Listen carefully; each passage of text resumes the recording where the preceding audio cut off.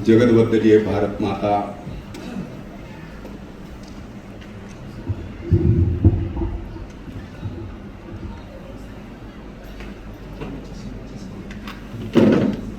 आज के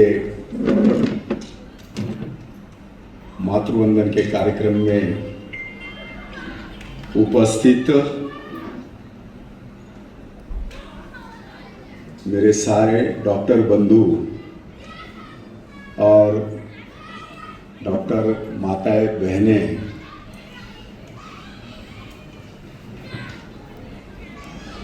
हिंदुस्तान का लगभग 77 साल हुए, 77 साल हिंदुस्तान को आजाद होकर हुए हैं।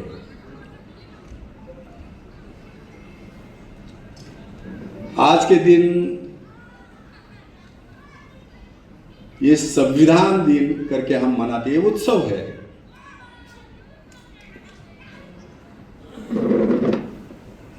इसलिए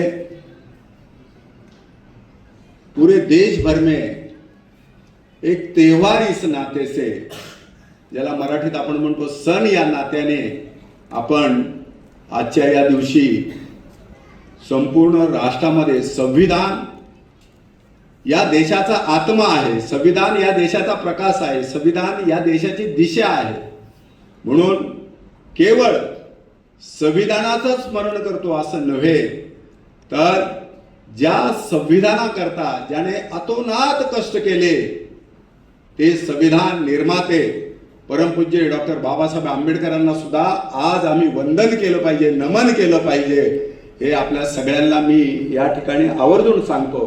कारण असं आहे की या संविधानाला ज्या पद्धतीने आज आपल्या देशामध्ये सर्व जिल्हा स्तरापासून तर प्रत्येक व्यक्तीला जे स्वातंत्र्य दिलेले आहे, जे अधिकार दिलेले आहे, आता माझ्या बाबतीमध्ये डॉक्टर जे सगळं सांगत होते, खरं तर हे काय आहे, हे माझं कौतुक नाही आहे, हे प्रत्येक व्यक्तीने आपलं करायचं काम आहे, कर्म आहे, आणि हे आपल्याशी जन्मजात आपल्याशी जुडलेलं आहे, नवीन काहीच केलं नाहीये।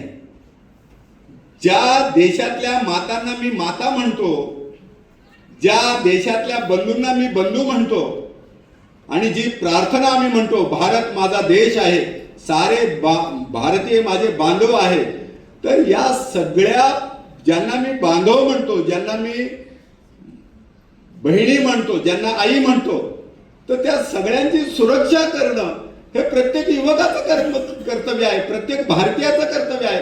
त्यामुळे या कर्तव्याला आम्ही चुकून चालणार नाही, म्हणून जे काय सतीशजींनी माझ्या बाबतीमध्ये सांगितलं, तर हे सहजगत्या हे करायचं काम आहे। त्यामुळं या सगळ्या गोष्टी आपण फार म्हणजे मी कोण आहे काय आहे याही पलीकडे एक मानव आहे, एक व्यक्ती आहे, आणि ज्याला हे सगळं पाहिल्यानंतर असं वाटतं की हा एक जन्म जो आहे या देशामध्ये हा अपुरा आहे, हा एक जन्म सुद्धा या देशामध्ये फार कमी आहे, काम इतकं मोठं आहे। देशाला स्वातंत्र्य होऊन 77, ज्याला आपण म्हणतो की 47 साल 75 वर्ष या देशाला स्वातंत्र्य होऊन झाली। आजही आमच्या देशामध्ये आम्ही ज्या सोचा उच्चार करतो, संविधानाचा अधिकार जो आम्हाला मिळालेला आहे, म्हणून आम्ही जो काही सोचा उच्चार करतो, आत्मगौरवाचा करतो, स्वाभिमानाचा आम्ही जो काही उच्चार करतो, तो आज स्वाभिमान आज आहे का आमच्याकडे? आज देशामध्ये उत्तरेपासून तो पूर्वेकडे, पूर्वेपासून पश्चिमेकडे आपण जर पाहतो, आजही दक्षिणेकडे आपण पाहिलं तर आजही या सगळ्या देशामध्ये जी वर्तमान परिस्थिती आहे, हे सगळं पाहिल्यानंतर आपल्याला भय वाटतं की हा माझा देश आहे का, हे माझं संविधान आहे का? कोणी उठतं आणि संविधानाला घेऊन नाचतं, ते इतकं सोपं नाही ना। ते संविधान ज्या चिंतनातलं निर्माण झालं, ज्या व्यथेतलं निर्माण झालं, ज्या समस्येतलं निर्माण झालं, हे आपण लक्षात घेतलं पाहिजे. संविधानाचा अर्थ आपल्याला कळला पाहिजे, कारण त्या 1943 नंतर 47 पासून तर अगदी 90 पर्यंत आपण पाहतो, तर जे काही 70-75 वर या सगळ्या 50 वर्षामध्ये जी काही प्रगती झाली, तर काय प्रगती केली. मी ज्या वेळेला विचार करतो, माझ्या देशाला संविधान मिळालं, माझ्या देशाला स्वातंत्र्य मिळालं, तर माझ्याबरोबर कोरिया स्वतंत्र झाला ना, माझ्याबरोबर जपान स्वतंत्र झाला ना, माझ्याबरोबर अमेरिका स्वतंत्र झाली ना, माझ्याबरोबर इस्रायल स्वतंत्र झाला ना.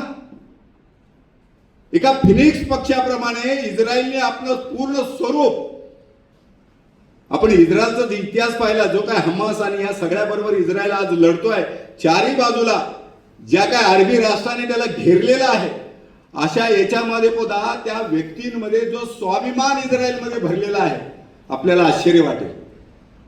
तो स्वाभिमान जो आहे, या संविधानाने त्या त्या ठिकाणी त्यांना दिलेलं संविधान आहे, पण त्या संविधानामध्ये अनेक बदल झालेले आहेत. भारतीय संविधानामध्ये फक्त एक बदल झाला आहे. म्हणून भारतीय संविधान समजून घेताना मी मुद्दाम आपल्याला ह्या देशांची उदाहरणं दिली. त्या त्या देशामध्ये त्या देशाचे जे काही प्रगती आहे, त्या देशाचा जो काही विकास आहे, हे आपण जर पाहिला तर हा विकास छोटा नाहीये, फार मोठा विकास आहे. आणि त्या मानाने भारताचा जो विकास आहे, ज्या संविधानाचा आपण विचार करतो, ते संविधान आता 26 जानेवारीला आपल्या भारताला आपण ज्याला म्हणतो संविधान प्राप्त झाला. 49ला हे संविधान लिहून तयार झालं आणि 50ला हे संविधान आपल्याला प्राप्त झालं. प्राप्त झालं म्हणजे काय झालं, हे 26 जानेवारीला काय झालं, तर 26 जानेवारी 1930ला एक राष्ट्राचा जो काय समर्थ राष्ट्राचा जो प्रस्ताव पारित झाला होता आणि तो रावीच्या तीरावर झाला होता. 26 जानेवारीचं हे महत्व आपण लक्षात घेतलं पाहिजे. 26 जानेवारी का, तर आमच्या सगळ्या देशातल्या नेत्यांनी, आमच्या सगळ्या नेतृत्वाने रावीच्या तटवर सौगंध खायची कि अखंड भारत, पूरे भारत का स्वराज्य, हमें अखंड स्वराज्य चाहिए, इस प्रकार की सौगंध खाई थी. लेकिन ये सौगंध बहुत अधिक समय नहीं टिक पाई. जिन लोगों ने सौगंध खाई थी, रावी रो रही है, सतलज रो रही है, कश्मीर रो रहा है, हे आपण लक्षात घेतलं पाहिजे. आज ह्या सगळ्या याच्यामध्ये ज्या स्वातंत्र्याच्या, म्हणून आपलं संविधान आपल्याला जे काय अधिकार देतं, आपण त्या अधिकारामध्ये 11 कर्तव्य आपल्याला दिलेली आहेत. त्या 11 कर्तव्याचं आपण पालन करतो का. अधिकार हे जे आहे हे सजवल्यासारखे आहे, कर्तव्य करणीय आहे. म्हणून प्रत्येक भारतीयाने जोपर्यंत तो कर्तव्य करत नाही आहे, कर्तव्य काही नाही केले, तर त्याला या भारताच्या संविधानामध्ये काही त्याला सूट नाहीये, त्याला कुठलीही सजा नाहीये. हा अधिकार आणि कर्तव्य मधला फरक आपण लक्षात घेतला पाहिजे. आणि दुसरा मुद्दा असा आहे की ज्या यातनेतनं मगाशी ज्याला मी म्हणतो, त्या संविधानकर्त्याला काय मिळालं, डॉक्टर बाबासाहेब आंबेडकरांना काय मिळालं. संविधान दिल्यानंतर सुद्धा डॉक्टर बाबासाहेब आंबेडकरांचा आमच्या देशाने सन्मान नाही केला, त्यांचं कौतुक नाही केलं. ज्या राजकीय क्षेत्रामध्ये त्यांनी उभं राहण्याचा प्रयत्न केला, चिरडून टाकण्याचा प्रयत्न केला एका व्यक्तीला, ज्याने स्वतःच्या सामर्थ्यावरती, आजही त्यांच्यावरती टीका होते, त्यांनी देशासाठी काही केलं नाही, त्याच्या देशासाठी काही केलं नाही, याचा अर्थ अनेक लोकांनी डॉक्टर बाबासाहेब आंबेडकर वाचले नाही. त्यांचा तो सगळा प्रवास वाचला. राष्ट्र चिंतनाशिवाय त्या माणसाने आपल्या आयुष्यात काही पाहिलं नाही. घराची, ज्याला आपण म्हणतो घराची धूळधाण झाली, घर उद्ध्वस्त झालं, काय दिलं आम्ही त्यांना.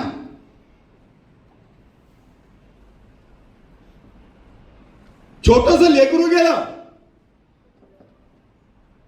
रमाबाई रडत होती, त्या लेकराला शेवटचे कपडे घालण्याकरता सुद्धा पुरेसे पैसे डॉक्टर बाबासाहेब आंबेडकरांकडे नव्हते. मित्रांनो, काय वाटलं असेल त्या माईला, किती यातना झाल्या असतील.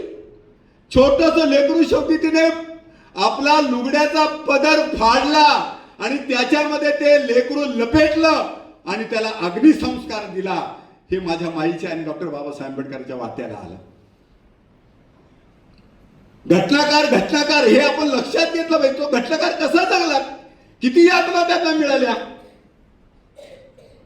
आणि शेवटी या जातीपातीच्या याच्यामध्ये त्यांना चौकटीमध्ये अडकून एक समाजाचं लेबल लावून हे आपण सगळ्यांनी मोठ्या संख्येने इथे मातृशक्ती उपस्थित आहे. आम्ही हे लक्षात ठेवलं. काय मिळालं त्यांना, आम्ही काय दिलं त्यांना. शेवटच्या क्षणी डॉक्टर बाबासाहेब आंबेडकर विचारतात रमाबाईला, आता अधिक काळ रमा जगणार नाही हे लक्षात आल्यानंतर डॉक्टर बाबासाहेब आंबेडकर म्हणतात, रमा मी काय केलं म्हणजे तुला आनंद वाटेल. रमाचे शब्द आहेत, हे लक्षात ठेवलं, कधीतरी ते वाचले पाहिजे. रमाबाई म्हणतात, मला एकदा पांडुरंगाचं दर्शन घेऊ द्या, मला एकदा पांडुरंगाचं दर्शन घेऊ द्या. पण या हिंदू समाजाने माझ्या रमाबाईला पांडुरंगाचं दर्शन घेऊन दिलं नाही. दर्शन न घेता माझी रमाबाई, आमची आई, या देश सोडून गेली, बाबासाहेब आंबेडकरांना सोडून गेली. ज्याने संविधान ठरवलं, कुठे अधिकार नाही मागितले, कर्तव्य केली. ज्या ज्या वेळेला या देशामध्ये विभाजनाची वेळ आली, डॉक्टर बाबासाहेब आंबेडकर या देशाबरोबर उभे राहिले, या देशाच्या विचाराबरोबर उभे राहिले. संसदेमध्ये मान अपमान झेलले. म्हणून मी तुम्हाला म्हटलं, कधीतरी त्या संविधानकर्त्याचं जीवन फार जवळून आपण वाचलं पाहिजे. त्याचं कारण असं आहे, त्यांना मिळालेली आई, त्यांना मिळालेले वडील, हे आम्ही कधी वाचलंय? ती रमाबाई आम्ही कधी वाचली आहे का? म्हणून ज्या वेळेला संविधानाचा विचार करतो, अधिकाराचा विचार करतो, तर त्या संविधानाकरता आजच्या दिवशी हे असं संविधान आहे. संविधान जपायचं असेल तर आम्हाला कर्तव्य करावे लागतील. हा देश जर उभा राहायचा असेल, हा देश एक संध जर ठेवायचा असेल, तर आम्हाला कुठे ना कुठे या संदर्भात प्रयत्न करावे. आणि जे प्रयत्न, म्हणून आम्ही 26 जानेवारी का पाहिली, तर देश स्वातंत्र्य झाला म्हणून आम्ही 26 जानेवारी पाहिली. आणि देश स्वातंत्र्य होण्याकरता ज्या अनेकांनी आहुती दिली, अक्षरशः रांग लागली. आपण जर पाहिलं, मी अनेक वेळेला सांगतो, हे कधीतरी पाहिलं पाहिजे. काळाच्या जबड्यात घालून हात मोजितो दात जात घे, हे स्वातंत्र्यवीरांनी केलं, आमच्या राष्ट्रीय महापुरुषांनी केलं.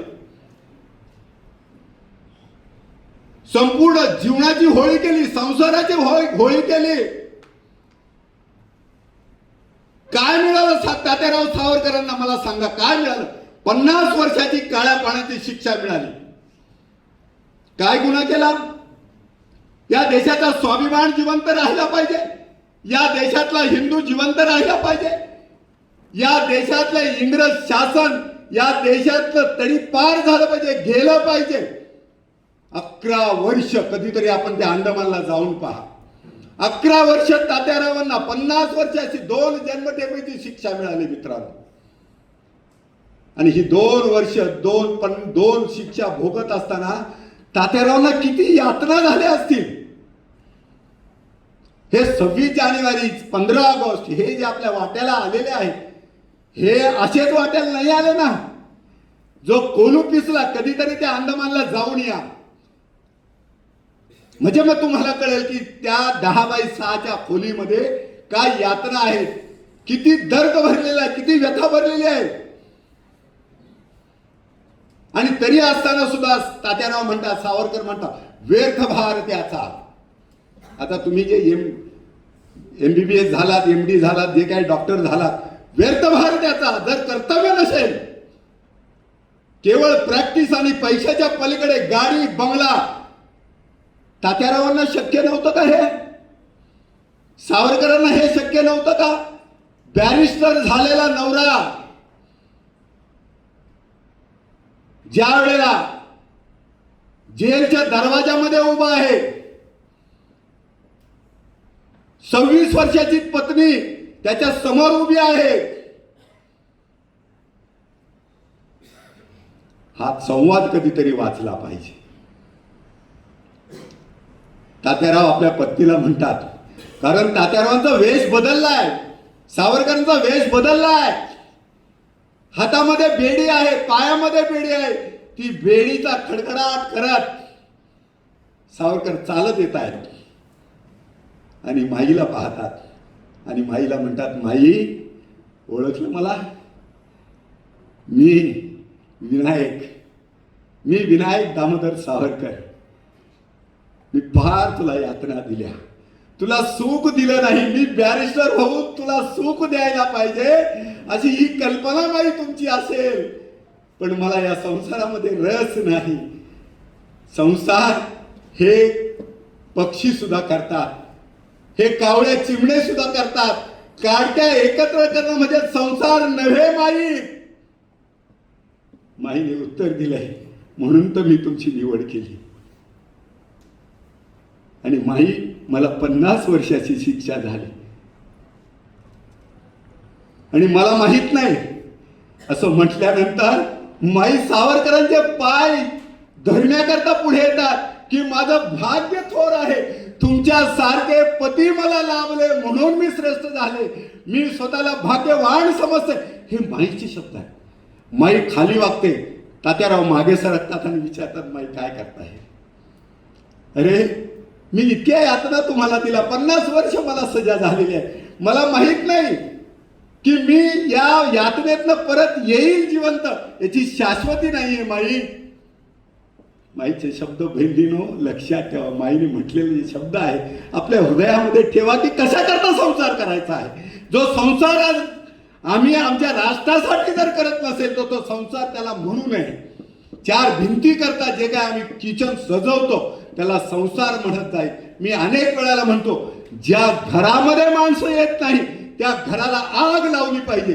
4 माणसं आम्हाला फोन करत नाही, ते जीवन आमचं शुद्र असलं पाहिजे. लक्षात घ्या, आमच्या घरामध्ये कावळा येत नाही, आमच्या घरामध्ये चिमणी येत नाही, आमच्या घरामध्ये कुत्र कधी उभं राहत नाही. म्हणून मगाशी जे उदाहरण दिले तात्यारावांनी माईला दिलेले उदाहरण, ते कावळ्या चिमण्यांचा संसार मला करायचा. या भारताच्या प्रत्येक घरातनं सोन्याचा धूर निघाला पाहिजे माई. आणि मग ज्या वेळेला माई समोर तात्यारावांना ज्या वेळेला खाली वाकून नमस्कारायला लागते त्यावेळेला त्या म्हणतात, माई मला 50 वर्षाची शिक्षा झाली. 26 वर्षाच्या माई तात्यारावांना म्हणतात, 50 वर्ष तुम्हाला असं वाटतं की मी परत येणार नाही. तात्याराव, मी सावित्री आहे हे लक्षात घ्या. मी सावित्री आहे आणि एक दिवस ही सावित्री तुम्हाला पुन्हा या संसारामध्ये ओढून आली. ही माझी तपश्चर्या आहे. तुम्ही चिंता करू नका. आज जरी ब्रिटिश सरकारला वाटत असलं तरी ते शपथ मी माझ्या शक्तीच्या बळावर, माझ्या त्यागाच्या बळावर, म्हणून अंदमान हे माझं तीर्थक्षेत्र आहे, एडन हे माझं तीर्थक्षेत्र आहे, मंडाले हे माझं तीर्थक्षेत्र आहे. बंधूंनो, याचा अर्थ पंढरपूर माझं तीर्थक्षेत्र नाही असं नाही आहे. हे माझं तीर्थक्षेत्र आहे. माझे देव त्या ठिकाणी राहिले, त्यांनी हे यातना भोगल्या, त्यांनी हे कष्ट भोगले, जीवाचा संपूर्ण संसाराचा होम केला. म्हणून आज जे स्वातंत्र्य 2 वेळचं अन्न खातो त्याचं कारण म्हणून मी म्हटलं, हे कधीतरी मी ज्याला म्हटलं की तो मंडाले, ज्या टिळकाने स्वराज्य हा माझा जन्मसिद्ध अधिकार आहे आणि तो मिळवणारच, जी शपथ खाल्ली त्या शपथेकरता टिळकांचं पूर्ण उभं आयुष्य टिळकाने शेवटपर्यंत केसरी म्हणून हे व्यतीत केलेलं आहे.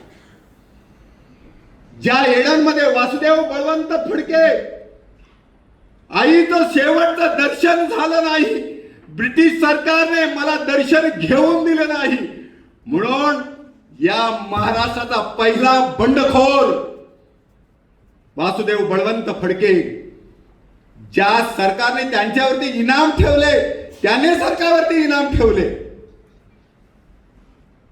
आणि शेवटी सरकारने ज्या वेळेला पकडलं, एडनमध्ये नेलं, देशाच्या बाहेर नेलं.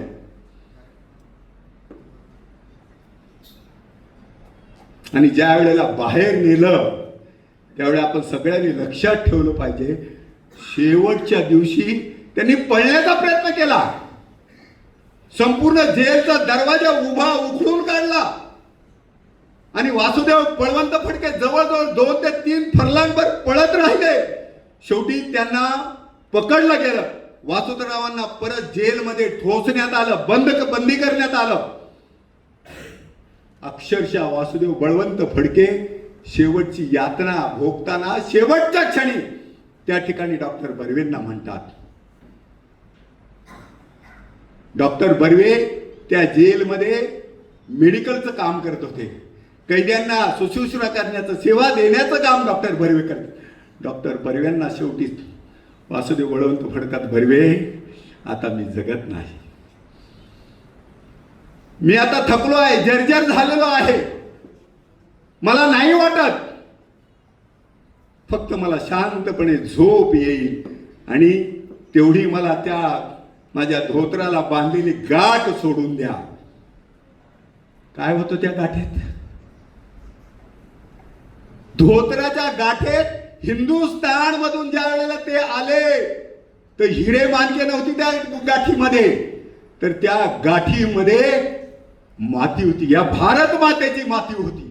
वासुदेव बळवंत फडकेनी ती गाठ सोडली आणि आपल्या हातावर घेतली आणि शेवटी वासुदेव बळवंत फडकेचे शब्द आहे, आई मला माफ कर, आई मला माफ कर, मी तुला या जन्मी मुक्त करू शकलो नाही, मला माफ कर. हे वासुदेव बळवंत फडकेंचे शेवटचे शब्द आहे, लक्षात. म्हणून ज्याला आपण म्हणतो ना, दे दी आजादी हमें खड्ग बिना ढाल, बड़े चाव से हम गाते हैं.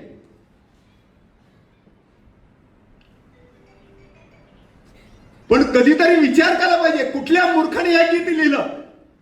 दे दी आजादी हमें खड्ग बिना ढाल, तो मेरा भगत सिंह क्या कर रहा था, मेरा सावरकर क्या कर रहा था, मेरे ये सारे क्रांतिकारक जतीन दास क्या कर रहे थे? आता परवा जतीन दासची स्मरण दिवस होऊन गेला. 16 वर्षाचा जतीन दास, संपूर्ण शरीर थिजून गेलं, सडून गेलं.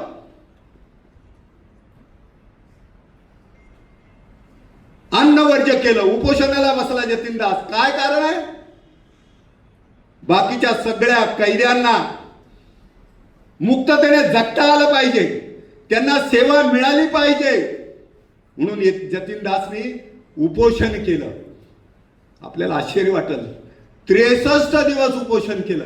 म्हणून ते जगण्याकरता त्याच्यात, ज्याला आपण म्हणतो ना अन्न नलिकेमध्ये, तिथे नळी घातली गेली आणि त्यावेळेला त्याच्यात दूध ओतलं गेलं. फुफ्फुस सगळं कफाने भरून आलं, कफ झाला, त्याच्यामध्ये पू झाला. जतीन दासला उलटी आली आणि जतीन दासाचं संपूर्ण जीवन आपल्याला आश्चर्य वाटलं. शेवटची मान त्यांनी भगतसिंगाच्या मादीवर टाकली. हे लक्षात घ्या. सो जतीन दास मी एवढ्या करता तुम्हाला सांगतो, तो कशा करता, त्याचं कारण आहे 13 वैभव. ही आई आहे ना, ही आई आहे. आपल्याला वाटतं ही आपली आई आहे. किती जणांना असं वाटतं ही माझी आई आहे. हम केवल घोषणा देते, मानते नहीं है, कहते हैं केवल, मानते नहीं है. जब तक आप मानोगे नहीं. म्हणून आम्ही म्हणतो की कशा करता 13 वैभव अमर रहेमा, हम दिन 4 रहे ना. आम्ही 4 दिवस नाही राहिलो तर आईचं वैभव मोठं झालं पाहिजे, आईचा मळवट मोठा राहिला पाहिजे, आईचं जीवन अबाधित राहिलं पाहिजे. याच्याकरता आमचं जीवन असलं पाहिजे. म्हणून क्रांती कथा, या कथा नाही, हे कपोलकल्पित नाही आहे. 1857 सगळं युद्ध रणसंग्राम तुम्ही काढून बघा. 70 वर्षाचा बादशाह आहे. 1857 ज्याच्याकडे नेतृत्व आहे जफर खान. ब्रिटिश त्याला धरतात, पकडतात आणि जफर खानला सांगतात, अभी तुम अधिक समय जी नहीं पाओगे, अगर तुमको ऐसा लगता है कि मैं यहां से बिना कैद से मैं बाहर निकलो।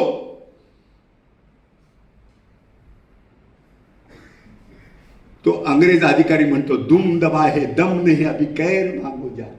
काय म्हणतो? दुम दबा है दम नहीं अब कैर मांगो जान की, ऐ जफर अब थंडी पड़ गई तलवार हिंदुस्तान। काय म्हणतो?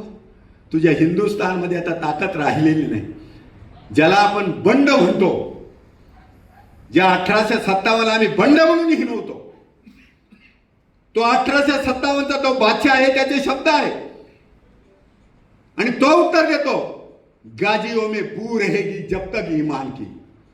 काय म्हणतो?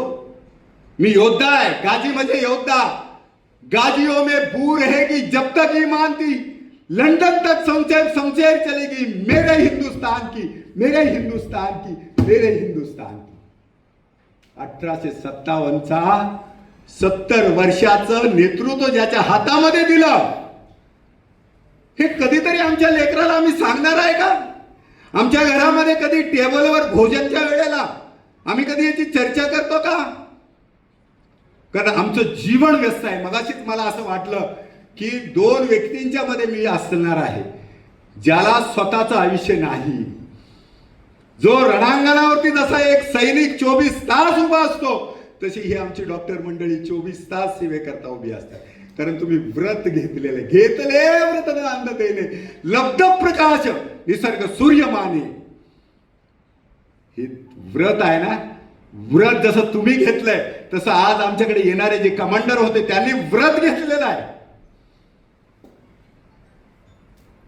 यांच्यामुळे देशाला स्वातंत्र्य मिळालं, यांनी या सीमारेषा या बॉर्डर सुरक्षित ठेवल्या, म्हणून आम्हाला हे मिळालं।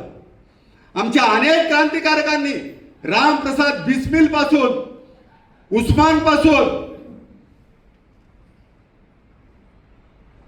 या देशाला स्वातंत्र्य प्राप्ती करता ज्या पाकिस्तानाने सांगितलं कॅप्टन उस्मानला, मुसलमान आहेस तू, मी तुला सेनापती पद देतो, तू या पाकिस्तानमध्ये ये। कॅप्टन उस्मान बदला नाही, नौशेऱ्याचा शेर ज्याला म्हटलं जातं, शेवटच्या क्षणापर्यंत उस्मान लढला, अब्दुल हमीद लढला। 7 पाकिस्तानचे रणगाडे उद्ध्वस्त केले। आमच्या नेतृत्वाला वाटत होतं देश स्वातंत्र्य झाल्यानंतर आपल्याला आता काही लढण्याची गरज नाहीये। आमच्या देशाचं नेतृत्व म्हणत होतं आता पोलिसांच्या हातामध्ये फक्त काठ्या द्या, बंदुका देऊ नका, आता देश स्वतंत्र झाला आहे।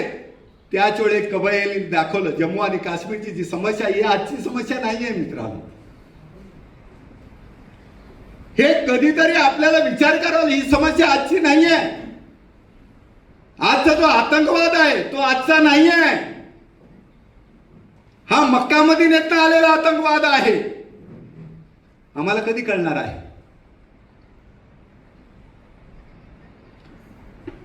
म्हणजे तुम्ही, म्हणजे मी इथल्या बसलेल्या डॉक्टर नाही म्हणत, जिथे डिग्र्या पैशावर मिळतात,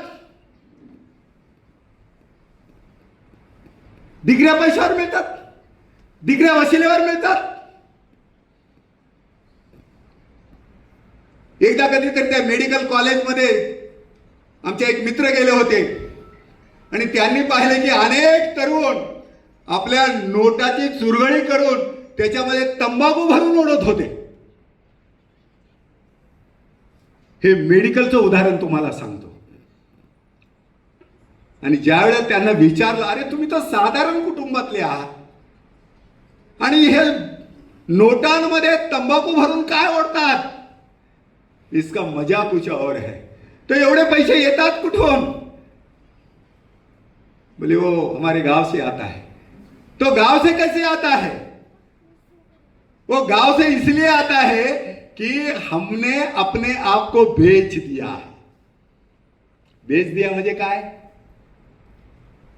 त्यांचा साखरपुडा झालेला आहे आणि त्याच्याकरता, त्यांच्या शिक्षणाकरता त्यांच्या सासऱ्याने करोडो रुपये त्यांच्या ओटीत घातले आणि त्या पैशाच्या माझावरती हे इथे मजा करतायत, धूम माजवतायत. हा आमच्या शिक्षणाचा, मेडिकल क्षेत्रातला हा अनुभव आपल्या समोर मांडतो. हे नवीन नाही आहे. म्हणजे सासऱ्याला आपलं जावाय मेडिकल याच्यामध्ये डॉक्टर होणार आहे. आता याच्यात मी तुम्हाला सांगायला नको की तो डॉक्टर काय, तो ट्रीटमेंट काय करणार असेल, कशा प्रकारचा उपचार तो देणार असेल, हे आपल्या लक्षात आहे. संघाने एक डॉक्टर घडवला ज्याने कुठलंही इंजेक्शन दिलं नाही, ज्याने कुठलीही दवा दारू दिली नाही, ज्याने समाजाची नाडी ओळखली, समाजाचा उपचार केला. आणि या समाजाकरता मी एमबीबीएस झालो, कलकत्त्याला एमबीबीएस झाले. क्रांतिकारक जीवन डॉक्टर बळीराम हेडगेवार ज्या वेळेला इथला हिंदू म्हणत होता, I am accident by Hindu, आमच्या देशात ते पहिले प्रधान म्हणत होते I am accident by Hindu, मी ऍक्सिडेंटली हिंदू झालो आहोत. त्यावेळेला केशव बळीराम हेडगेवार सांगत होता, होय हे हिंदू राष्ट्र आहे. केशव बळीराम हेडगेवार म्हणतो हे हिंदू राष्ट्र आहे. हजारो लाखो लोकांना परिवर्तित केलं. याला संघ म्हणतात. याने घडवलेलं संघाचे स्वयंसेवक म्हणतात. 83,000 दैनंदिन शाखा संघाने उभा केल्या. ज्या संघाला आज फॅसिस्टवादी म्हटलं जातं, जातीवादी म्हटलं जातं, ज्या संघाला, त्या संघाने या देशाला स्वातंत्र्य दिलं. हे स्वातंत्र्य अबाधित ठेवलं. शेवटच्या विभाजनानंतर येणाऱ्या प्रत्येक हिंदूला सुरक्षितरित्या इथं आणण्याचं काम संघाने केलं. हे लक्षात घ्या. म्हणून संघाचा विचार करत असताना एक केशवराव बळीराम हेडगेवार म्हणतो, कोण जर करणार नसलं, आपण म्हणतो ना कोण करणार आहे, हे हिंदुत्वाचं फॅड, हे हिंदुत्वाच्या नावावरती समाजाला एक करणं, अनेक संघटना होत्या. पण डॉक्टर हेडगेवारांच्या डोक्यामध्ये की देशाला स्वातंत्र्य मिळेल, पण पुन्हा आम्ही पारतंत्र्यात जाणार नाही, याच्याकरता एक योजना रचना आम्हाला आखावी लागेल. आणि ती योजना रचना दैनंदिन शाखेच्या माध्यमाने डॉक्टर हेडगेवारांनी आखली आणि असे स्वयंसेवक घडवले. आणि म्हणून मग अशी म्हटलं, आमचं स्वप्न काय, शंकर गायकरला काय होय, आईचं वैभव मोठं झालं पाहिजे, या देशातली माय भगिनी सुरक्षित राहिली पाहिजे, ही माती माझी आहे, राष्ट्र माझा आहे, हा देश माझा आहे. सुजलाम सुफलाम व्हायचा असेल तर मला माझ्या जीवनातला अधिक काळ या देशाकरता दिला पाहिजे. म्हणून ज्या वेळेला कारगिलचं युद्ध झालं, लाई बॉर्डरवर जावं लागलं. त्या फौजाबरोबर उभं राहावं लागतं. त्यावेळेला तुम्हाला कळतं, हा जो आपल्या घराला विसरून आलाय, आपल्या लेकरांना पिलांना विसरून आलाय, आपल्या पत्नीचं शेवटचं चुंबन घेऊन आला, तिला सांगतो ही माझी शेवटची भेट आहे, ही माझी शेवटची भेट आहे. आपल्या लेकराला कडेवर घेतो, ही शेवटची भेट आहे. आपल्या बहिणीला सांगतो राखी बांध, ही माझी शेवटची राखी आहे. काय कारण आहे, आईचं वैभव मोठं राहिलं पाहिजे. हा वसा इतिहासाने आम्हाला दिला, हा वसा आमच्या जिजाबाईने आम्हाला दिला, हा वसा आमच्या झाशीने आम्हाला दिला, हा वसा लक्ष्मीबाईने आम्हाला दिला. हे लक्षात घेतलं पाहिजे. 22 वर्षाची लक्ष्मीबाई मेरी झाशी नाही दूंगी असं म्हणत असताना छातीवरचं लेकरू पोटावर बांधते. ती शेवटची स्टेटमेंट लक्ष्मीबाईची वाचा तुम्ही, म्हणजे तुमच्या लक्षात येईल. ही जिजाबाईची लेख, ज्या जिजाबाईने आपल्या पदराखालचं लेकरू अफजल खानाच्या स्वाधीन केलं. कशा करता, हे राष्ट्र जगलं पाहिजे, हे समाज जगला पाहिजे, हे स्वराज्य झालं पाहिजे. म्हणून मग अशी म्हटलं, काळाच्या जबड्यात घालून हात मोजितो दात जात ही आमची, चाळून पाणी आमच्या इतिहासाची. संत नरवीर लढले लढले नवल काय ते घडले, अरे धडा वेगळे सर झाल्यावर धडाई नुसते लढले. मुरारबाजी म्हणती त्यांना कथाही अमृतवाची, पाचाळून पाने आमच्या इतिहासाची, पाचाळून पाने आमच्या इतिहासाची, पाचाळून पाने आमच्या इतिहास का हर पन्ना पलट कर दे। हर व्यक्ति लड़ता है। ये यौवन का समर्पण है, ये तारुण्य का समर्पण है। ये ऐसा समर्पण नहीं है। नवरात्रि में वो मां बैठती है, आम्ही नवरात्रीला वस्त्र बदलतो, शस्त्र नाही बदलत। आज हा कलर, उद्या तो कलर, परवा तो कलर, परवा हे कलर, या कलरच्या स्पर्धेमध्ये आमची नवरात्र संपते। आईला जागवायचं असतं। माझ्या माय भगिनीनो, आईला जागायचं असतं, आईला जागृत करायचं असतं। मेरी माँ थप्पड़ वाली आपसे और मेरे से कौन मांगती है? जो सुभाष से मांगा। रंगून मध्ये सुभाष बाबूंना 60,000ची फौज होती। सुभाष बाबूंची ज्या वेळेला तोललं गेलं तराजूमध्ये, सुभाष बाबू एका पारड्यामध्ये होते, दुसऱ्या पारड्यामध्ये सोनं नाणं जवाहरात सगळं टाकत होते, तरी सुद्धा पारड खाली जात नव्हतं। आणि शेवटी एक भगिनी आली, तिने आपलं मंगळसूत्र त्या पारड्यात टाकलं आणि तराजू खाली झुकला। हे लक्षात घ्या। सुभाष बाबू ने त्याच वेळेला केलं, म्हणलं माई क्या कर रही हो आप? ये ठीक नहीं है, ये मंगलसूत्र। त्या माऊलीने उत्तर दिली, ये मंगलसूत्र का धनी नहीं रहा, ये मंगलसूत्र का मालिक अभी जीवित नहीं है, ये राष्ट्र के लिए कब का समर्पण हुआ है। और सुभाष जी, मैं अपना छोटा सा प्यारा सा नन्हा सा बेटा लाई हूं, इसको भी आप ले लो, इसको लढाइए। त्या सुभाष बाबूंच्या वाट्याला काय आलं? या देशाचं पहिलं स्वातंत्र्य 43ला 1943ला सुभाष बाबूंनी रंगून मध्ये 20,000 फौजेचं बलिदान दिलं। काय दिलं सुभाष बाबूंना? आम्ही आता परवा सुभाष बाबूंची जयंती होऊन गेली। एक मां संकल्प करती है, म्हणून मगाशी मी म्हटलं ते केवळ मंगळसूत्र नव्हतं, या दोषाचं सौभाग्य पडायला लागतं, हे लक्षात घ्या। आम्ही म्हणतो ना सिंदूर हुआ, सिंदूर हुआ, सिंदूर। सिंदूर क्या है? हे डोक्याला लावणारं हे केवळ कुंकू आहे? अरे हे तुमचं अस्तित्व आहे। आणि जोपर्यंत या कपाळाला हे सिंदूर आहे, हे भगवा आहे, हे कुंकू आहे, आई जगदंबेचा आशीर्वाद, माय भवानीचा आशीर्वाद हा शेवटपर्यंत तुमच्या मागे राहणार आहे, हे लक्षात घ्या। ये केवल सिंदूर नहीं है, इस देश का भाग्य है, इस देश का सूरज है। इसलिए मैंने कहा जब जब माता जागती है, जब जब रणचंडी जागती है, तो दुनिया में परिवर्तन आता है। ऐसे राम नहीं मरा है, ये ध्यान में रखिए। किस किस की बाटू, किस किस की काटू बाहे, किस लंका को आग लगाऊं, हर गली में एक रावण बैठा, इतने राम कहां से लाऊं, इतने राम कहां से लाऊं, इतने राम। ये हमको राम बनना पड़ेगा, हमें अपने बेटे को राम बनाना पड़ेगा, बाजी प्रभु तानाजी मालुसरे बनाना पड़ेगा। निस्वार्थ भाव से करना पड़ेगा।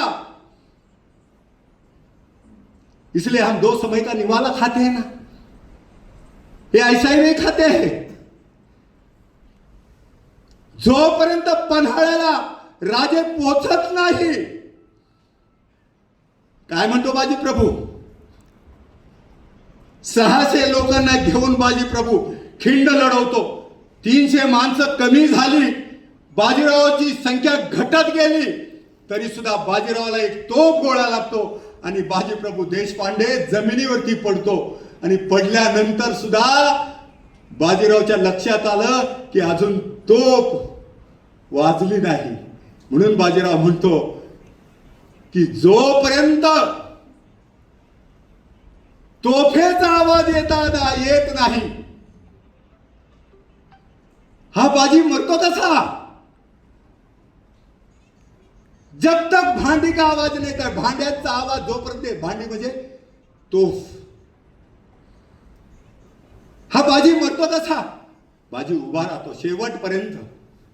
शेवटपर्यंत तो कधीतरी तो पावन खिंडीतला तो रणसंग्राम आहे हा आपण वाचला पाहिजे. ही परंपरा आहे. म्हणून मगाशी म्हटलं परंपरा ही इथे आमची थोर रासपुरुषांची. शिवाजी राणा, प्रताप बाबू, चन्नम्मा कित्तूरची असे वीररत्न या भरतभूमीने जन्मा इथे घातले. आम्हाला म्हणतात ना बिना लढे बिना बंदूक से आपको आजादी मिली है, ऐसा कहा जाता है ना. ये सोचने की बात है. म्हणून मी म्हटलं कोण म्हणते शंड म्हणून स्वातंत्र्य आम्हा दिले, कोण म्हणते मूड म्हणून राष्ट्र आम्ही गमिवले. अरे जे घेतलेच नव्हते ते देणारे कोण, जे अभेद आहे अखंड आहे त्याच तू भंगणारे कोण. शिवाजी राणा, प्रताप बाबू, चन्नम्मा कित्तूरची हे लक्षात घ्या. हे जे युद्ध आहे म्हणून मी तुम्हाला बाजीप्रभूचं युद्ध हे शेवट युद्ध नाहीये. काय तानाजी मालुसरेला परिवार नव्हता का? तानाजी मालुसरेला पत्नी नव्हती का? आज अनेक वेळेला आपण 4 तास उशीर झालो, 2 तास उशीर झालो, 50 वेळा घरी फोन करतो. पूर्ण समर्पण कधीतरी देवासमोर आणि आपला जो पेशा आहे पूर्ण समर्पण करा. पैशाने सर्व नाही मिळत. त्या कोविडने तुम्हाला दाखवलं पैशाने नाही मिळत सगळं. जो जाने वाला है उसको कोई नहीं रुक सकता. हे लक्षात घ्या. हे आपल्याला विचार करण्यासारखं आहे. हम सम्मान करते हे बापू तुम्हारी सीखो का. ये कवि म्हणतो हम सम्मान करते हे बापू तुम्हारी सीखो का, लेकिन मेरे माथे पर कर्जा है हजारों स्वतंत्र सैनिक के चीखों का. हजारों जो बलिदान हुए, जिनका परिवार लुट गया, जिनको कुछ नहीं मिला. 7 वर्षाचं लेकरू पायाला मिठी मारता आणि विचारतो काका बाबा येणार नाहीत का? काय उत्तर देणार तुम्ही? काय उत्तर आहे तुमच्याकडे? त्या जज्ब्याला, त्या हिमतीला काय आहे? जो एक पहाडी घेतल्यानंतर सुद्धा तो कॅप्टन बात्रा म्हणतो दिल मांगे मोर. ज्याचं आत्ता जिसकी अभी अभी सगाई हुई है, ज्याचा आत्ता साखरपुडा झाला आणि तो काय म्हणतो दिल मांगे मोर. आणि मनोरंजन म्हणून पिक्चर पाहतो आम्ही. कधीतरी आपण बंगला फाईल बघा, जे आमच्या बांधवांना 40,000च्या वर कत्ल झाली ते कधीतरी आम्ही बघितलं पाहिजे की काय आहे नक्की. आम्हाला जिहाद कळत नाही. ज्या हजारो आया बहिणींचा 4 लाख आया बहिणींचा बलात्कार झाला, ज्या पागल झाल्या, वेड्या झाल्या, ज्यांची प्रेग्नन्सी बंद पडली, ज्यांची कोख सुनी झाली, आम्हाला जिहाद माहित नाही. नवऱ्यासमोर, बायकोसमोर नवऱ्याच्या तोंडामध्ये रक्ताने माखलेला लाल तांदूळ त्याच्या तोंडात भरवला गेला तरी आम्हाला जिहाद माहित नाही. 25 ते 28 डॉक्टर हरामखोर MBBS झाल्यानंतर सुद्धा या देशाला संपवायला निघाले. हा तुमच्या पेशाला आणि या देशाला कलंक आहे हे लक्षात घ्या. म्हणून मी तुम्हाला म्हटलं तो जिहाद लक्षात घेतला. आज आहे पाकिस्तानकडे येणारे म्हणून मी अनेक वेळाला सांगतो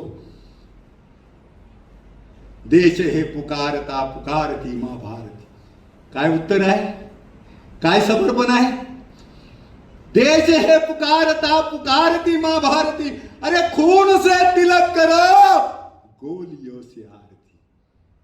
गोलियों से आरती करनी पड़ेगी. एक के बदले 10 दागने पडेंगे. आपल्या स्वतःवरच जे काही ओझा आहे, आपल्याला जो काही स्वार्थ आहे हा आपल्याला संपवावा लागेल. म्हणून तो जिहाद. आणि कधी कधी आपल्याला कोणी साथ देत नाही. तुमच्या सगळ्यांचं काय उत्तर आहे? कोई साथ नहीं देता. अगर कोई साथ नहीं देता तो एक केशव बलिराम हेडगेवार ने इतने हजारों लाखों करोड़ों स्वयंसेवक खड़े किए जो आज भी बॉर्डर पर लढते हैं. हे म्हणतात ना, संघ ने क्या किया. संघ, एक उदाहरण देतो म्हणजे तुमच्या लक्षात येईल. 65च्या युद्धामध्ये इतका घनघोर संग्राम झाला. आपल्याकडची युद्ध सामुग्री संपली आणि युद्ध सामुग्री संपल्यानंतर आपल्या फौजेला चौकी सोडून मागे यावं लागलं. आणि ज्या वेळेला चौकी सोडून मागे यावं लागलं, तिथला जो रेजिमेंटचा जो कॅप्टन होता, जो ब्रिगेडियर होता, त्यांनी सांगितलं कि हमको अभी पीछे आना पड़ेगा, हमारे सारा बारूद गोलियां खत्म हो गई है, पीछे जाना पड़ेगा. फौजी पोलाद दिल का होता है, पत्थर दिल का होता है फौजी. आम्ही सगळी सामुग्री मागितली, युद्ध सामुग्री मागवली आणि सगळी युद्ध सामुग्री आली. पण आमचं दुर्भाग्य असं, जी युद्ध सामुग्री आली आणि पाकिस्तानच्या हद्दीमध्ये पडली.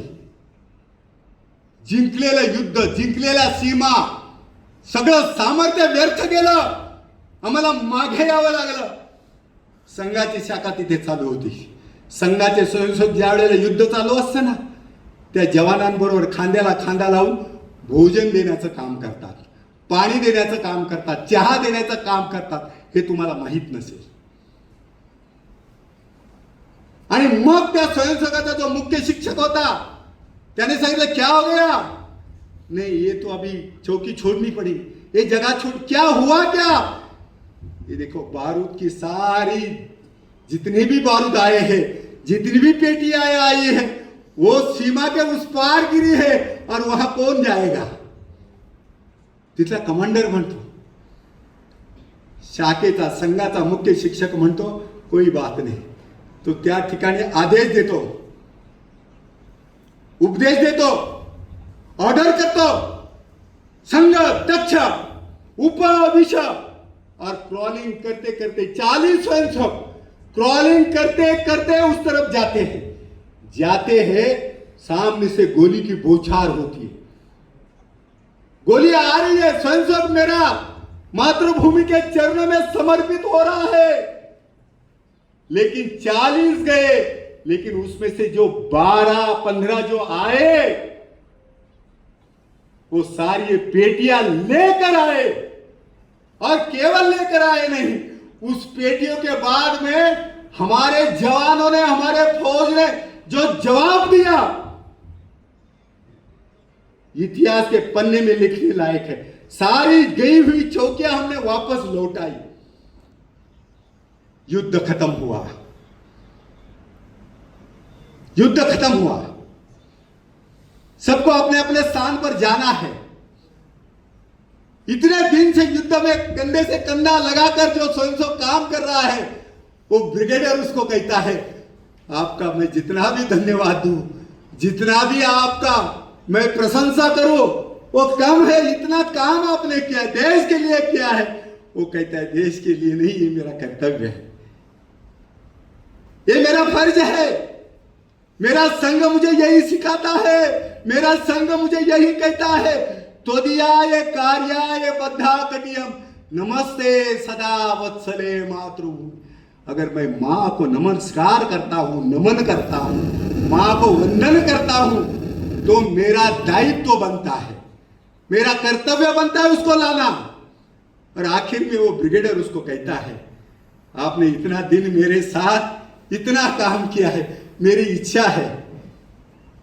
काय म्हणतो, मेरी इच्छा है, अब हम बिछड़ने वाले हैं, आप अपने घर पर जाने वाले हैं. कल से मालूम नहीं हमारा मिलना होगा नहीं मिलना. मेरी इच्छा है कि आप कुछ तो मांगो, मेरी यादगार, इस नाते से आप कुछ तो मांगो, मैं देना चाहता हूं आपको. वो संघ का स्वयंसेवक है जो मां के वैभव के लिए, मां के अस्तित्व के लिए, इस मिट्टी को बचाने लिए सर्वस्व वो पूरी तरह से समर्पित करता है. वो ब्रिगेडियर उसको पूछता है, कुछ तो मांगो. हा विचार केला पाहिजे आपण ज्या अहंकारात जगतो ना. हा शंकर गायकर काय सांगतो, 92 वर्षाची आई आहे, जिने सांगताना सांगितलं, तू 47 साली जगायला यायला पाहिजे होता. तू भगतसिंगाबरोबर जगायला यायला पाहिजे होता. ये मेरी माँ है, ये मेरा ऑक्सीजन है, ये मेरे जीवन का वो तजुर्बा है. और वही ब्रिगेडियर कहता है की कुछ तो मांगो. तू इतक्या दिवस माझ्याबरोबर युद्ध रणसंग्रामामध्ये उभा आहेस. युद्ध संपलेला है, अभी तुमको बिछड़ने का समय है. कुछ तो मांगो, मैं तुमको दूंगा. और मेरी याद तुमको लेके जाने पड़ेगी.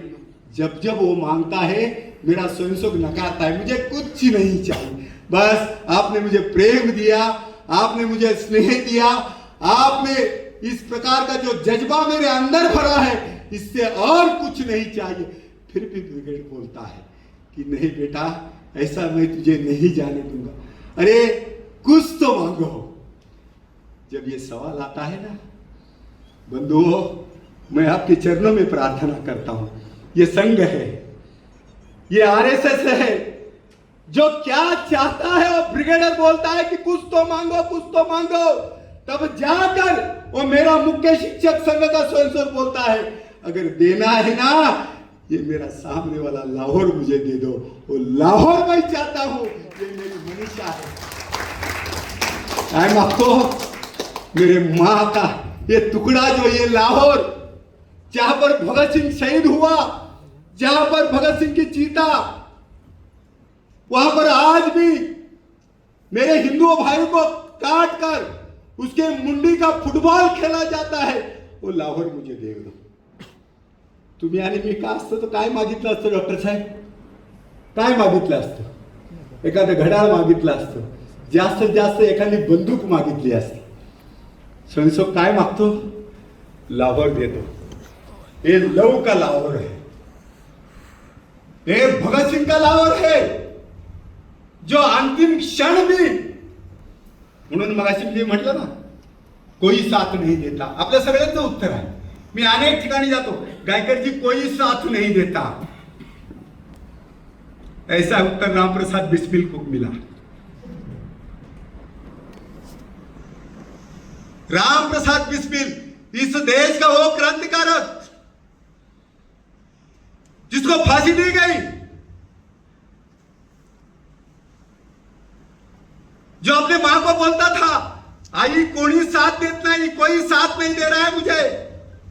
मां ने सवाल किया, हमारी मां ऐसी जवाब नहीं देती है, बाबा उद्यापासून जाऊ नकोस, कोणी येत नाही ना तुझ्या बरोबर, आपल्या घरात बस, मेडिकलचं शेवटचं वर्ष आहे पूर्ण कर, बीएचं शेवटचं वर्ष आहे पूर्ण कर. बिस्मिल की मां जवाब देती है, राम प्रसाद बिस्मिल की मां जवाब देती है, इनको पूछकर तुम रण मैदान में उतरे थे, इनको पूछ के तुम रण मैदान में उतरे थे. अगर नहीं उतरे थे तो कल से ये घर दरवाजा तुम्हारे लिए बंद है.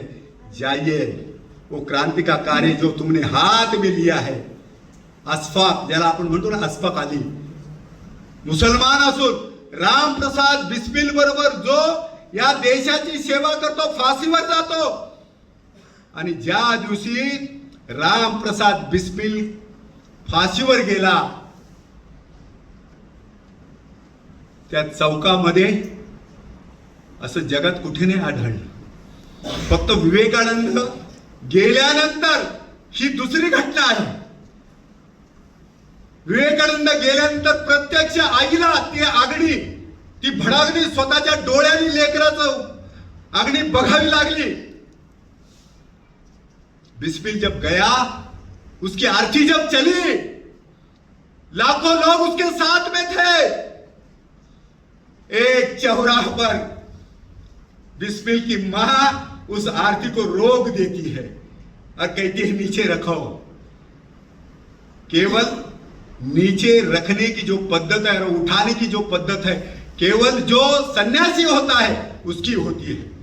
बिस्मिल की मां उस चौराहे पर रोकती है उसको, वो आरती को नीचे उतारती है, क्या तिरडीला खाली उतरते और तिरडी को खड़ा करके वो खड़ा कर देती है. दोनों हाथ से बिस्मिल की मां खड़ा कर देती है. लोगों को देखने दो, लोगों को देखने दो, लोगों को प्रेरणा मिलने दो. मेरा बिस्मिल मरा नहीं है, एक आई काय करू शकते. म्हणून मगाशी मी म्हटलं ना, हे जिजाबाईच्या लेखी आहे, जी नवरात्रीमध्ये सुद्धा काय म्हणते, आईकडे मागणं मागते, या देशासाठी, या राष्ट्राकरता मागणं मागते. नवरात्रीचे घालील नवरात्र, माघेल पोटी पुत्र, आईचा गोंधळ गोंधळ घालील, आईचा गोंधळ. काय मागते आई? मला 22 लेकरासाठी एक वीर शूर नरसिंह माझ्या पोटाला जन्माला घाल. म्हणून आईला म्हणते ती, नवरात्रीचे घालील नवरात्र, माघेल पोटी पुत्र. मेरी जिजाबाई ये मांगती है, पूरा परिवार ये मांगता है. इसलिए इस देश का आखिरी आलमगीर भोसले खानदान जमीन में गाड़ कर रखता है. 32 वर्षाची तारा राणी औरंगजेबाला याच नगर जिल्ह्यामध्ये, या भूमीमध्ये काढते. 32 वर्षाची तारा राणी. मला सांगा, त्या भोसले कुटुंबाच्या नावाने एखादा तरी गड आहे का हो? एखादा तरी गडी आहे का? हा नाही, हे आमच्या आजोबाच्या नावाने लागलं पाहिजे, आमच्या काकाच्या नावाने लागलं पाहिजे, आमच्या बाबाच्या नावाने लागलं पाहिजे. पाट्यांची स्पर्धा करतो आम्ही. बिस्मिलचं लागलं का कधी? ज्या संभाजी महाराजांनी शेवटच्या क्षण या धर्मासाठी, या भूमीसाठी, या कुळासाठी, म्हणून तुमचं आणि माझं कुळ संभाजी महाराजांचं कुळ आहे, तुमचं आणि माझं कुळ छत्रपती शिवाजी महाराजांचं कुळ आहे, तुमचं आणि माझं कुळ महाराणा प्रतापाचं कुळ आहे, हे लक्षात घ्या. आणि जोपर्यंत हा स्वाभिमान, म्हणून म्हटलं हा स्वाभिमान जगण्यासाठी हे जगायचं असतं. म्हणून तो भगतसिंग फाशीला दिल्यानंतर, फाशीच्या अगोदर सुद्धा आपल्या आईला म्हणतो, आई म्हणते, भगतसिंग तेरी शादी होनी चाहिए. भगतसिंग काय म्हणतो? महा मेरी शादी जरूर होगी और मेरी शादी कल है. काय म्हणतो? मेरी शादी कल है, तू आज जाना लाल डुंगरपुर में. लाहोर मध्ये लाल डुंगरपुर भगतसिंगाचं आज गाव. आणि आईला सांगतो, वहां जाके गाना बजाना करना, मेरी कल शादी है. दादी को बोलना गुलाब जाम बांटना, कल तेरे भगत की शादी है, तेरे पोते की शादी है. उद्या फाशी आहे. आणि विद्यावती गाणं गाते, भगतसिंगाची आई वो गाना गाती है.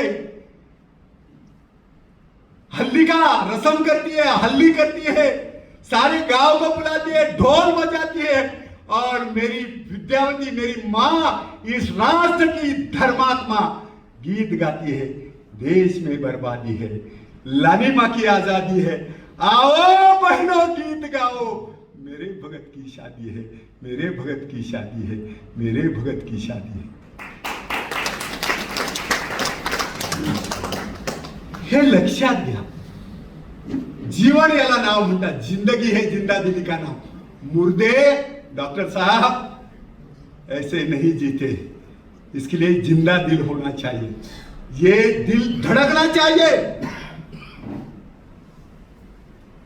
इसलिए मनोज पांडे बोलता है, अगर गोली मेरी तरफ आएगी तो पहले मैं गोली को मार दूंगा और तब मैं मर जाऊंगा.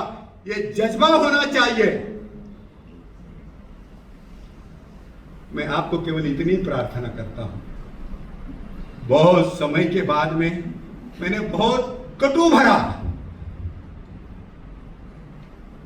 मेरी जो वाणी है, ये पीड़ा होती है, दुख होता है.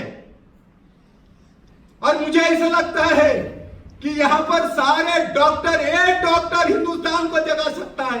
इतने बड़े पैमाने पर अगर ये डॉक्टर एकजुटता दिखाएंगे तो पूरे डिस्ट्रिक्ट में, पूरे हिंदुस्तान में तहलका मच जाएगा. केवल आप जागने चाहिए. इसलिए मैं आपसे प्रार्थना करूंगा, जो बीत गया वो कल फिर ना आएगा, हे लक्षात घ्या. रणीतो चेतवावा, चेततात चेततो. समर्थ काय म्हणतात? कधी वाचले? समर्थांचं वाचलंय? कसं काय शौर्य जाणणार? अरे तुम्हाला इथे आता मी सांगितलं हात वर करा, 2 हात वरती होणार नाही. छत्रपती शिवाजी महाराज तुमचा आणि माझा बाप आहे, आमच्या कुलदैवत आहे. किती जणांनी छत्रपती वाचला? नाही वाचला. म्हणून आमच्या आया बहिणी पळवल्या जातात, मळवल्या जातात. म्हणून त्यांच्याबरोबर लव जिहाद होतो, लँड जिहाद होतो. आम्ही प्रॅक्टिस करतो. 1000ची फी 2000 होते, 2000ची 4000 होते. पैसा साथ में नहीं आएगा, ये देश की मिट्टी साथ में आएगा. मी म्हटलं ना, वासुदेव बळवंत फडकेंनी काय लिहिलं? वनी तो चेतवावा, चेततात चेततो, केल्याने होता है, आधी केले पाहिजे. करने का आप संकल्प ले लो. आपके सारे दोनों भी एसोसिएट से मेरी इतनी प्रार्थना है. ये प्रारंभ नहीं किया आपने, ये जागरण, ये प्रबोधन, ये केवल आपका नहीं है, आपके पूरे परिवार का है. और आज ये भारत माता, आपकी और मेरी माँ हमारे साथ में खड़ी है. इसलिए साने गुरुजी म्हणतात ना, साने गुरुजी काय म्हणतात? हे कंकण करी बांधिले. ये तो गीत आपको याद होगा. हा, हे कंकण करी बांधिले, जनसेवे जीवन दिले, मी सिद्ध मराय झाला. कशा करता? बलसागर भारत हो, विश्वात शोभली राहो. हे कंकण करी बांधिले, जनसेवे जीवन दिले, मी सिद्ध मराय झाला हो. वो मरने की सौगंध जो है ना, मिटने की सौगंध, मेरा कुछ नहीं तेरा तुझको अर्पण, क्या लागेगा मेरा, वो परमात्मा का जो है वो केवल डिग्री या निमित्त है, मेरे पूर्व जन्म का पुण्य है, इसलिए मैं डॉक्टर बना हूं. ये ध्यान में रखो. मेरे हाथ से अगर अच्छे कर्म होने चाहिए तो मातृभूमि का वंदन हर समय होना चाहिए. इसलिए मैं आपसे प्रार्थना करूंगा, जो बीत गया वो कल फिर ना आएगा. जो बीत गया वो कल फिर ना आएगा. ए भारत माँ, तेरे सिवा मेरे जिंदगी में और कोई नहीं आएगा. फूंक दिया घर हमने. क्या कहता है कवि? जो बीत गया वो कल फिर ना आएगा. ए भारत माँ, तेरे सिवा मेरे जिंदगी में कोई नहीं आएगा. अरे फूंक दिया घर हमने, अब राख उठानी है. ए भारत माँ, जिंदगी तेरी मेरी कहानी है, जिंदगी तेरी मेरी कहानी है, जिंदगी तेरी मेरी कहानी.